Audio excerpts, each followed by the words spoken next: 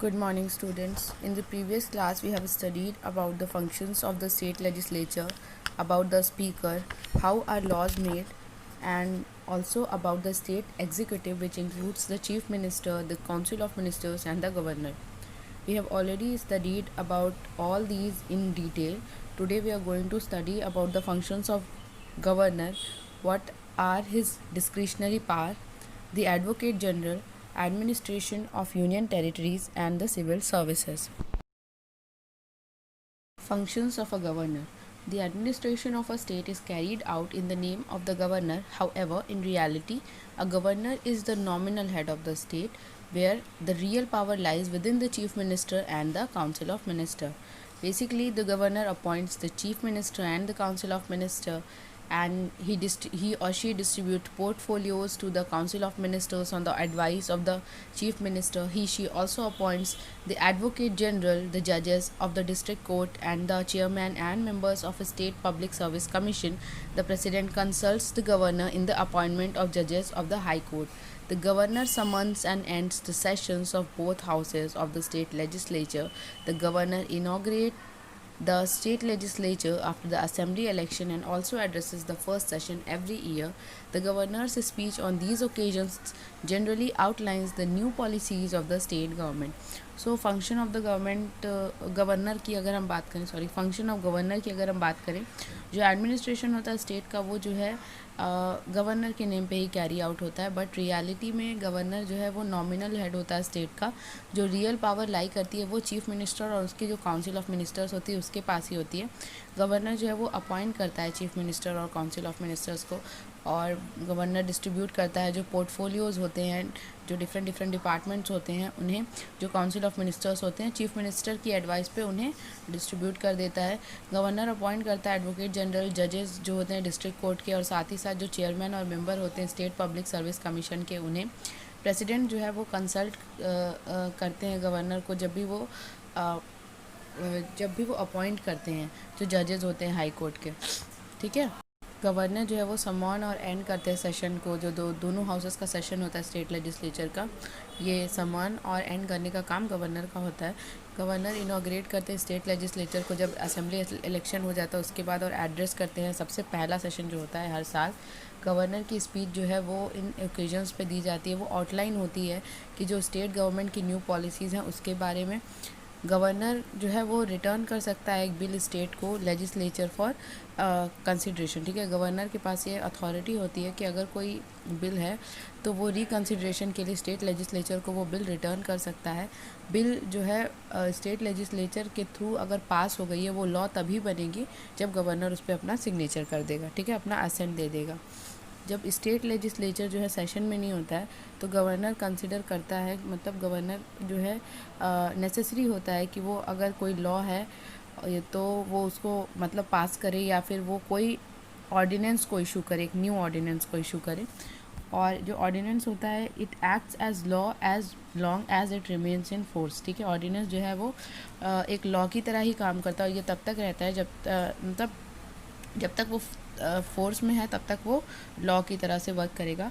ये जो ऑर्डिनेंस होते हैं they have to be submitted to the state legislature for approval in its next session. Means it's not like कि अगर एक बार गवर्नर ने जो है एक ऑर्डिनेंस पास कर दिया तो वो पूरे टाइम चलता रहेगा. जब भी जो है क्या नाम है नेक्स्ट सेशन स्टार्ट होगा तो उस टाइम पे स्टेट लेजिस्लेचर में फिर से इस ऑर्डिनेंस को भेजा जाएगा, और अगर वहाँ पे अप्रूव हो गया तब ये फर्दर कंटिन्यू करेगा. Money bills can also be introduce in the state legislative assembly only on the prior recommendation of the governor. ठीक है. मनी बिल जो है तभी जो है इंट्रोड्यूस हो सकता है स्टेट लेजिस्लेटिव असेंबली में जब गवर्नर जो है प्रियोर, मतलब गवर्नर से पहले रिकमेंडेशन लिया जाता है उसके बाद ही इंट्रोडक्शन होता है.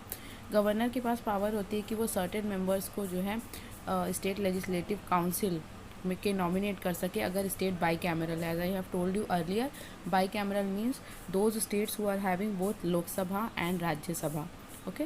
गवर्नर के पास जो है गवर्नर नॉमिनेट कर सकता है एक मेंबर जो होते हैं स्टेट लेजिस्लेटिव असेंबली के एंग्लो इंडियन कम्युनिटी से, अगर उसे ऐसा लगता है कि उनके पास इनफ रिप्रेजेंटेटिव्स नहीं हैं तो ये सारे जो थे ये गवर्नर के जो है फंक्शंस थे जो गवर्नर को मिले होते हैं. Discretionary power. In certain special circumstances, government has the authority to exercise his or her special powers called the discretionary powers independently without consulting the chief minister. For example, the governor uses discretionary powers to appoint a chief minister when no party gets a clear majority after the assembly elections. Similarly, the governor can also ask for president's rule in the state when the state government loses the confidence of the legislative assembly and is dissolved. So governor के पास कुछ discretionary power भी होते हैं. कभी कभी कुछ special circumstances में ऐसा होता है कि गवर्नर के पास ये अथॉरिटी होती है कि वो अपने स्पेशल पावर को यूज़ कर सके, जिसे हम डिस्क्रिशनरी पावर बोलते हैं, इंडिपेंडेंटली बिना चीफ मिनिस्टर के कंसल्टेशन के. जैसे कि अगर कभी गवर्नर जो है अपना डिस्क्रिशनरी पावर जो है वो यूज़ करता है चीफ मिनिस्टर को अपॉइंट करने में, जब कोई भी पार्टी जो है वो क्लियर मेजॉरिटी असेंबली इलेक्शन के बाद नहीं पाती है. सिमिलरली गवर्नर जो है वो प्रेसिडेंट रूल के लिए भी स्टेट में जैसे प्रेसिडेंट रूल अगर लागू करना है तो उसके लिए भी जो है आस्क कर सकता है कि जब स्टेट गवर्नमेंट जो है वो कॉन्फिडेंस खो देती है लेजिस्लेटिव असेंबली में और जैसे बोलते हैं ना सभा भंग हो गई, तो उस टाइम पे जो है गवर्नर प्रेसिडेंट रूल के लिए आस्क कर सकता है. Okay. The Advocate General. Each state has an Advocate General appointed by the governor to perform various legal functions. He or she advises the state executive on various legal matters. A person qualified to be a high court judge, it can be appointed as an Advocate General, while he or she can take part in the proceedings of the state legislature. He/she does not have the right to vote on any issue regarding the bill.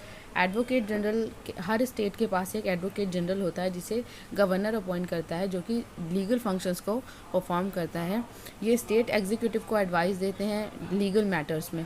एक person जो भी high court का जज अगर qualified है high court के जज के लिए, वो एडवोकेट जनरल की तरह से अपॉइंट हो सकता है. वो जो प्रोसीडिंग्स होती हैं स्टेट लेजिस्लेचर की, उसमें पार्ट ले सकता है. बट एडवोकेट जनरल जो होते हैं उनके पास कोई राइट नहीं होता है वोट करने का. अगर कोई रिगार्डिंग बिल उस पर कोई इशू हो रहा है तो उस टाइम पे वो कोई वोटिंग नहीं कर सकते. Administration of union territory. जो यूनियन टेरिटरी का एडमिनिस्ट्रेशन होता है इसको एडमिनिस्टर किया जाता है लेफ्टिनेंट गवर्नर या फिर चीफ कमिश्नर के थ्रू, जो कि प्रेसिडेंट की एडवाइस, जो इंडिया के प्रेसिडेंट उनकी एडवाइस पे काम करते हैं. जो चीफ कमिश्नर होते हैं वो जो यूनियन टेरिटरीज़ के लॉज होते हैं उनको पास करते हैं और साथ ही साथ जो एडमिनिस्ट्रेशन है उसको देखते हैं. ठीक है. The civil services. State legislature और एग्जीक्यूटिव जो है लॉ बनाते हैं, बट जो day to day actually administration होता है वो स्टेट का कैरी आउट किया जाता है एक बहुत ही बड़ी ब्यूरोक्रेटिक बॉडी होती है जिन्हें हम सिविल सर्विसेज बोलते हैं, उनके द्वारा. कुछ ऐसे ऑफिशियल्स होते हैं जो कि अपॉइंट किए जाते हैं इंडियन एडमिनिस्ट्रेटिव सर्विस से, जबकि कुछ ऐसे होते हैं जिन्हें डायरेक्टली रिक्रूट किया जाता है स्टेट लेवल पे. किस एग्ज़ाम के through? State public service commission exams के थ्रू. ओके.